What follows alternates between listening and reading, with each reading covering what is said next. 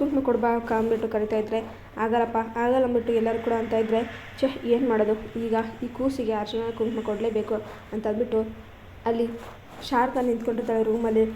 ಅಲ್ಲಿ ಬಂದುಬಿಟ್ಟು ಮಂಗಳವ ನೀನೇ ಕಾಪಾಡಬೇಕು ಅಂದ್ಬಿಟ್ಟು ಶಿವು ಬೇಡ್ಕೊಳ್ತಾನೆ. ಆಗ ಶಾರದಾ ಏನಾದರೂ ಬೇಕಿತ್ತಪ್ಪ ಅಂತ ಕೇಳ್ತಿದ್ರೆ ಹುಡುಗಿಗೆ ಅರ್ಶಿನ ಕುಂಕುಮ ಕೊಡಬೇಕಾಗಿತ್ತು ಅಂದ್ಬಿಟ್ಟು ಶಿವು ಅಂತಾನೆ. ಆಗ ಅದರಿಂದ ಅರ್ಶಿನ ಕುಂಕುಮ ತರ್ತಾಳೆ ಈ ಒಂದು ಶಾರದಾ. ಹಚ್ಚಿದ ಮೇಲೆ ತುಂಬ ಚೆನ್ನಾಗಿತ್ತು ಅಂದ್ಬಿಟ್ಟು ಶ್ರಾವಣಿ ಅಂತಿದ್ರೆ ಯಾರು ಇವರು ಅಂದ್ಬಿಟ್ಟು ಶಿವನ ಕೇಳ್ತಾಳೆ ಶ್ರಾವಣಿ. ಆಗ ಶಿವು ಏನು ಹೇಳ್ಬೇಕಂತ ಗೊತ್ತಾಗ್ತಿರಲ್ಲ.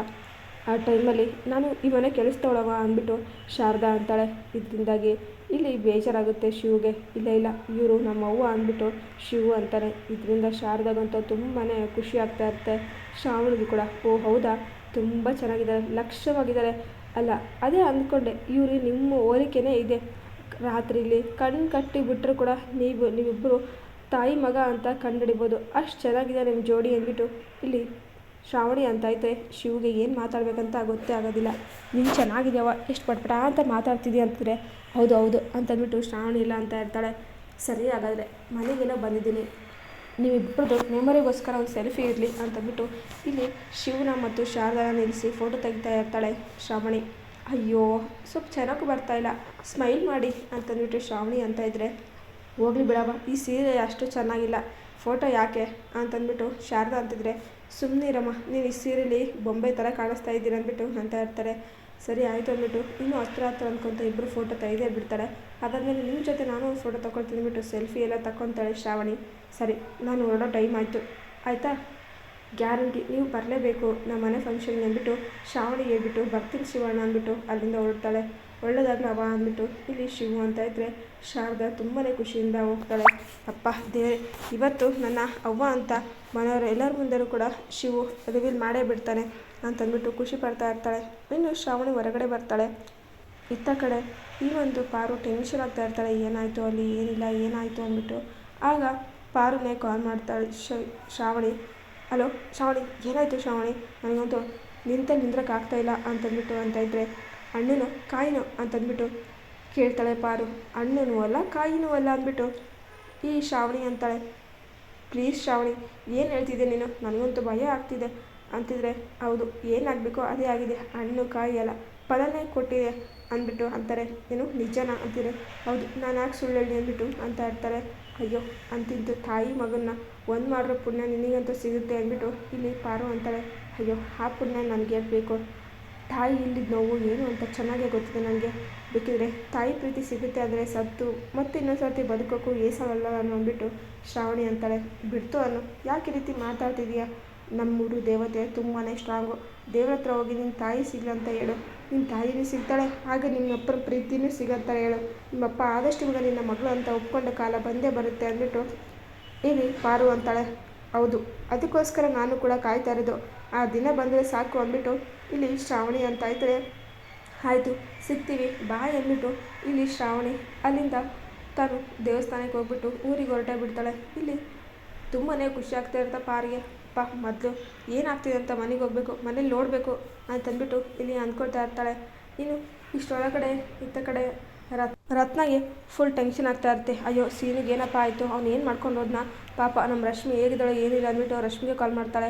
ಅಲೋ ರಶ್ಮಿ ಅಂತಿದ್ರೆ ಹೇಳ ರತ್ನಾಕ ಹೇಗೆ ಇದೆಯಾ ಅಂತಿದ್ರೆ ನಾನು ಚೆನ್ನಾಗಿದ್ದೀನಿ ನೀನು ಹೇಗಿದ್ದೀನಿ ಅಂದ್ಬಿಟ್ಟು ಅಂತ ಇದ್ದರೆ ಅಯ್ಯೋ ನನಗೇನಾಗಿದೆ ನಾನು ಬಿಂದಾಸ್ ಆಗಿದ್ದೀನಿ ಅಂದ್ಬಿಟ್ಟು ರಶ್ಮಿ ಅಂತಾಳೆ. ಯಾಕೆ ಸುಳ್ಳು ಹೇಳ್ತಿದ್ಯಾ, ಯಾಕೆ ಸಿನಿನ ಅರೆಸ್ಟ್ ಮಾಡಿಸ್ಕೊಂಡು ಹೋಗಿದ್ದಾನಂತೆ, ಏನು ಮಾಡಿದ್ದಾನೆ ಅಂತ ತಪ್ಪು ಅಂದ್ಬಿಟ್ಟು ಅಂತ ಇರ್ತಾರೆ. ಆಗ ಏನು ಹೇಳ್ಬೇಕಂತ ಗೊತ್ತೇ ಆಗೋದಿಲ್ಲ. ರಶ್ಮಿಗೆ ಫುಲ್ ಸೈಲೆಂಟ್ ಆಗಿಬಿಡ್ತಾಳೆ. ಯಾಕೆ ನಿಮ್ಮ ಸಂಸಾರದಲ್ಲಿ ಏನಾದರೂ ಬಿರುಗಾಳಿ ಎದ್ದಿದೆಯಾ, ಅದರಿಂದ ಇಷ್ಟೆಲ್ಲ ಪ್ರಾಬ್ಲಮ್ ಆಗ್ತಾಯಿದೆ ಅಂದ್ಬಿಟ್ಟು ಅಂತ ಇದ್ದರೆ ಅಯ್ಯೋ ಹಾಗೇನು ಇಲ್ಲ ಅಕ್ಕ ಅಂಥದ್ದೇನೂ ಆಗೇ ಇಲ್ಲ, ಅವರು ಸರಿಯಾಗಿ ರೆಸ್ಪಾನ್ಸಿಬಿಲಿಟಿ ಬಂದಿಲ್ಲ, ಅವ್ರಿನ್ನೂ ಬುದ್ಧಿ ಕಲ್ತಿಲ್ಲ ಅಂತ ಮಾವ ಈ ರೀತಿ ಪ್ಲ್ಯಾನ್ ಮಾಡಿದ್ದಾರೆ, ಬೇಕು ಅಂತ ಅವ್ರನ್ನ ಸ್ಟೇಷನಲ್ಲಿ ಹಾಕಿದ್ದಾರೆ ಅಂದ್ಬಿಟ್ಟು ಇಲ್ಲಿ ಸುಳ್ಳು ಹೇಳ್ತಾಳೆ. ಏನು ನಿಜ ಹೇಳ್ತಿದ್ದೀಯ ಅಂತಿದ್ರೆ ಹೌದು ಅಕ್ಕ ನಾಲ್ಕು ಸುಳ್ಳು ಹೇಳಿ, ಅದು ನಿನ್ನ ಹತ್ರ ಬೇಕಿದ್ರೆ ಕೇಳು, ಯಾರಾದರೂ ಮಾವನ ಹತ್ರ ಫೋನ್ ಮಾಡಿ ಮಾವ ಬೇಕು ಅಂತಲೇ ಸೀನಿಗೆ ಬುದ್ಧಿ ಬರಲಂತ ಈ ರೀತಿ ಮಾಡಿದ್ದಾರೆ ಅಂದ್ಬಿಟ್ಟು ಅಂತಾರೆ. ಏನೋ ಅಪ್ಪ ಎಲ್ಲ ಒಳ್ಳೇದಾದರೆ ಸಾಕು, ಆದರೆ ಏನೋ ತೊಂದರೆ ಇದ್ದರೆ ಪ್ಲೀಸ್ ನನ್ನ ಹತ್ರ ಹೇಳ್ಕೊ, ಮುಚ್ಚಿಟ್ಕೋಬೇಡ ನೀನು ಅಂದ್ಬಿಟ್ಟು ರತ್ನ ಅಂತಿದ್ರೆ ಅಯ್ಯೋ ರತ್ನಕ್ಕ ಅಂಥದ್ದು ಏನೂ ಇಲ್ಲ ಕಣೆ, ನೀನು ಏನು ತಲೆ ಕೆಡಿಸ್ಕೊಬೇಡ, ನೀನು ಆರಾಮಾಗಿ ಇರು ಅಂದ್ಬಿಟ್ಟು ಅಂತ ಇರ್ತಾರೆ. ಸರಿ ಆಯಿತು ಅಂದ್ಬಿಟ್ಟು ಇಲ್ಲಿ ರತ್ನ ಕಾಲ್ ಕಟ್ ಮಾಡ್ತಾಳೆ. ಅಪ್ಪ ದೇವರೇ ಏನಿದು, ಸೀನು ಸ್ಟೇಷನ್ಗೆ ಹೋಗಿರೋ ವಿಚಾರ ಅಕ್ಕನಿಗೂ ಗೊತ್ತಾಯಿತು, ಇನ್ನು ಅಣ್ಣನಿಗೂ ಗೊತ್ತಾದರೆ ಸೀನನ್ನ ಸುಮ್ಮನೆ ಬಿಡೋದೇ ಇಲ್ಲ, ಏನಪ್ಪ ಮಾಡೋದು ಅಂದ್ಬಿಟ್ಟು ಇಲ್ಲಿ ಟೆನ್ಷನ್ ಆಗ್ತಾ ಇರ್ತಾಳೆ ರಶ್ಮಿ. ಇತ್ತ ಕಡೆ ರಾಣಿ ಕುಟುಂಬದಲ್ಲಿ ಗೃಹ ಪ್ರವೇಶ, ಎಲ್ಲರೂ ಕೂಡ ಗೃಹ ಪ್ರವೇಶ ತುಂಬ ಗ್ರ್ಯಾಂಡಾಗಿ ಮಾಡ್ತಾ ಇರ್ತಾರೆ.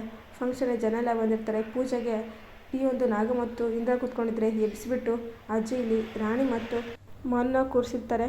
ಇತ್ತ ದೇವಿ ಪ್ರಸಾದ ಮತ್ತು ಪೂಜೆ ಎಲ್ಲ ಮುಗಿತಾ ಇರುತ್ತೆ. ಇತ್ತ ಕಡೆ ರತ್ನ ಪಾಪ ಬೇಜಾರಾಗಿರ್ತಾರೆ, ನಮ್ಮ ರಶ್ಮಿ ಜೀವನದಲ್ಲಿ ಯಾಕೆ ಈ ರೀತಿ ಆಟ ಆಡ್ತಿದ್ದಾರೆ ದೇವರು ಅಂತಂದ್ಬಿಟ್ಟು.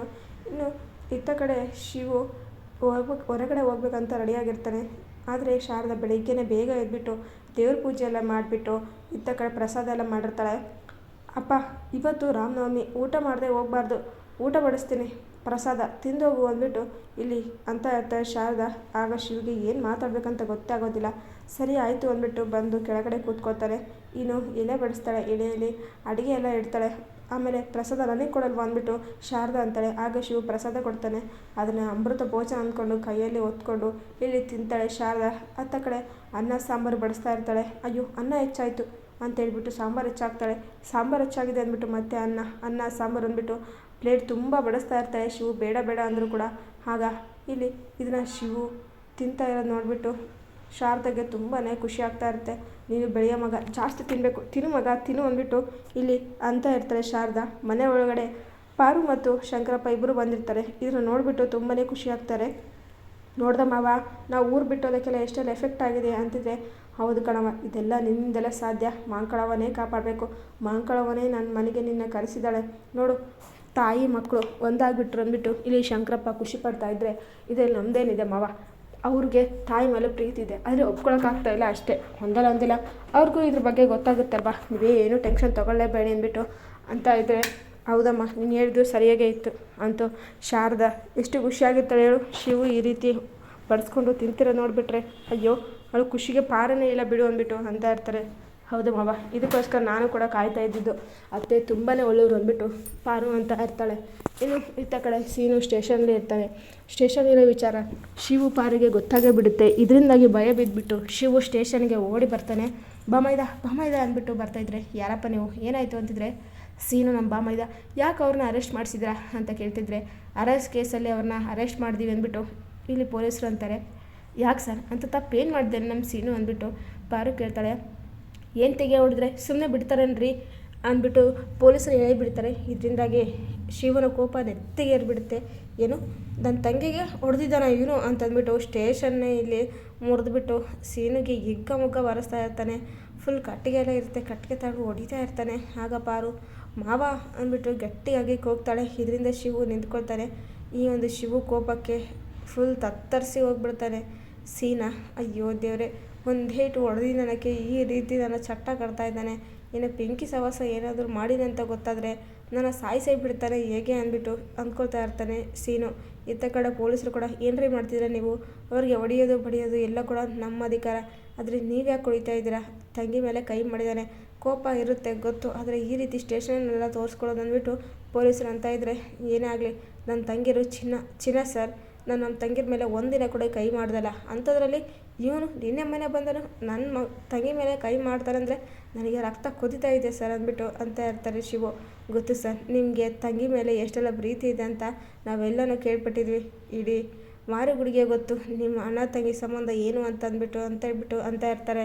ಆಗ ಮಾವ ಕಂಟ್ರೋಲ್ ಮಾಡ್ಕೊ, ಈ ರೀತಿ ಕೂಗಾಡಿದ್ರೆ ಏನು ತಾನೇ ಬರುತ್ತೆ, ಅಲ್ಲ ಅವ್ನು ಇದಕ್ಕೆ ಹೊಡೆದ ಏನು ಅಂತ ಎಲ್ಲ ತಿಳ್ಕೊಬೇಕು ತಾನೆ, ಆದರೂ ಕೂಡ ಮಾದಪ್ಪಣ್ಣ ಒಳ್ಳೆ ಕೆಲಸನೇ ಮಾಡಿದಾರಲ್ವ, ಅವನಿಗೆ ಬುದ್ಧಿ ಬರಲ್ಲ ಅಂತ ಸ್ಟೇಷನ್ಗೆ ಹಾಕಿದ್ದಾರೆ, ಆದರೆ ನೀವು ಈ ರೀತಿ ಕೋಪ ಮಾಡ್ಕೊಂಡ್ರೆ ಎಷ್ಟು ಸರಿ, ಇದು ನಿಮ್ಮ ತಂಗಿ ಜೀವನ ಅರ್ಥ ಮಾಡ್ಕೊ ಅಂದ್ಬಿಟ್ಟು ಪಾರು ಅಂತ ಇರ್ತಾಳೆ. ಆಗ ಶಿವು, ನನಗೆ ಇನ್ನೂ ಕೋಪ ಕಡಿಮೆ ಆಗ್ತಾಯಿಲ್ಲ ಪಾರು, ನನ್ನ ತಂಗಿ ಅಂತ ಒಳ್ಳೆಯವಳು ಮುಗ್ದೆ, ನಾನು ರಶ್ಮಿಗೆ ಹೊಡೆದಿದ್ದಾನಂದರೆ ನನ್ನ ಗುಂಡಿಗೆ ಇನ್ನು ಸುಮ್ಮನೆ ಬಿಡ್ತೀನ ನಾನು ಅಂದ್ಬಿಟ್ಟು ಶಿವು ಅಂತ ಇದ್ದರೆ ಇಲ್ಲಿ ಫುಲ್ ಟೆನ್ಷನ್ ಆಗ್ತಾ ಇರುತ್ತೆ ಈ ಒಂದು ಪಾರಿಗೆ ಮತ್ತು ಸೀನಿಗೆ ಕೂಡ. ಅಯ್ಯೋ ಏನು ಮಾಡಿಬಿಡ್ತಾರೆ ಇವರು ಅಂದ್ಬಿಟ್ಟು ಅಂದ್ಕೊಳ್ತಾ ಇದ್ದರೆ, ಇನ್ನು ಇತ್ತ ಕಡೆ ರತ್ನಾಗೆ ವೀರಭದ್ರ ಮುಖವಾಡ ಬಯಲಾಗಿದೆ, ಆದರೆ ಪರ್ಶು ಮಾತ್ರ ಇನ್ನೂ ಮುಖವಾಡ ಹಾಕ್ಕೊಂಡೇ ಆ್ಯಕ್ಟಿಂಗ್ ಮಾಡ್ತಾ ಇದ್ದಾನೆ. ಹಾಗಾದರೆ ಈ ಒಂದು ಪರ್ಶು ಮುಖವಾಡ ರತ್ನ ಎದುರಿಗೆ ಬಯಲಾಗುತ್ತಾ, ಆದಷ್ಟು ಬೇಗ ಈ ಒಂದು ವೀರಭದ್ರ ಮತ್ತು ಪರ್ಶುಗೆ ಇಬ್ಬರಿಗೂ ಸರಿಯಾಗಿ ಪಾಠ ಕಲಿಸ್ತಾಳೆ ಟೀಚರ್ ಅಮ್ಮ ರತ್ನ ಅಂತ ನೋಡಬೇಕು. ಇನ್ನು ಈತ ರೆಡ್ ಹ್ಯಾಂಡಾಗಿ ತಗಲಕೊಂಡಿದ್ದಾನೆ ಸೀನು. ಈಗ ಪಿಂಕಿ ಒಂದು ವಿಷಯ ರಿವೀಲ್ ಆಗುತ್ತಾ, ಪಿಂಕಿ ಲವ್ ಮಾಡ್ತಿರೋ ವಿಚಾರ ಸೀನು ಇಲ್ಲಿ ಎಲ್ಲರ ಮುಂದೆ ಹೇಳೇ ಬಿಡ್ತಾನಂತ ನೋಡೋಣ. ಈ ವಿಡಿಯೋ ನಿಮಗೆ ಇಷ್ಟ ಆದರೆ ಪ್ಲೀಸ್ ಲೈಕ್ ಮಾಡಿ, ಶೇರ್ ಮಾಡಿ, ಕಮೆಂಟ್ ಮಾಡಿ. Thank you for watching.